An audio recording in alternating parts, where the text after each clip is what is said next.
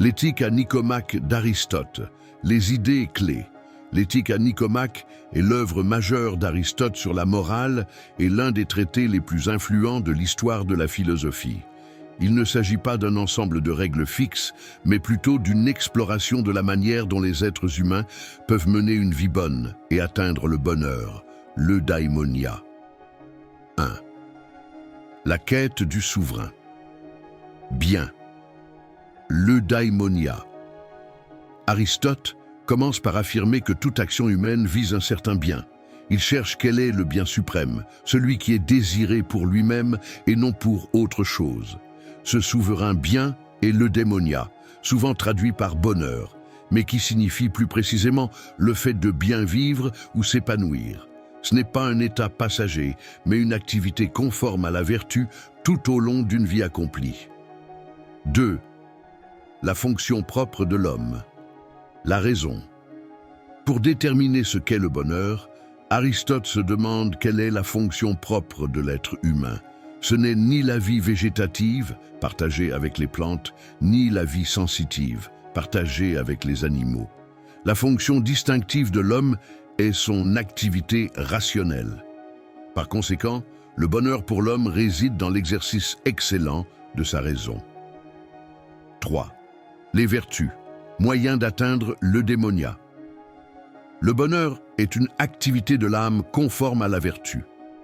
Aristote distingue deux types de vertus, les vertus intellectuelles ou dianoétiques.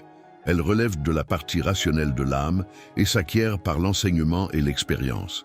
Elles incluent la sagesse pratique, phronésis, qui permet de bien délibérer et d'agir correctement dans les situations concrètes, et la sagesse théorique, sophia, qui est la contemplation de vérités éternelles. La sophia est considérée comme la plus haute forme d'activité humaine et la plus propice à l'eudaimonia. Les vertus morales ou éthiques, elles relèvent de la partie irrationnelle de l'âme qui obéit à la raison. Elles s'acquièrent par l'habitude et la pratique répétée. Ce sont des dispositions stables qui nous permettent d'agir conformément à la raison. Exemple, le courage, la tempérance, la générosité, la justice. 4.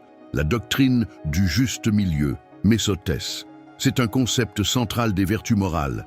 Pour Aristote, la vertu est un juste milieu entre deux extrêmes, deux vices, l'excès et le défaut. Par exemple, le courage est le juste milieu entre la témérité, excès, et la lâcheté, défaut.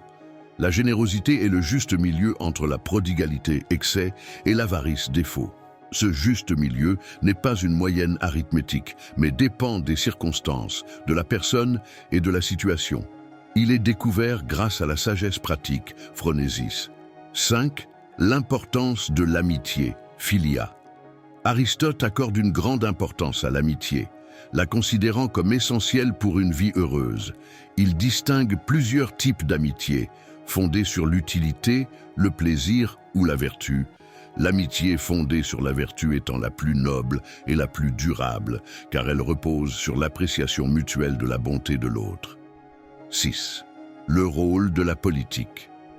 Pour Aristote, l'éthique est intimement liée à la politique. L'individu ne peut atteindre son plein épanouissement que dans une cité bien ordonnée qui favorise l'exercice de la vertu.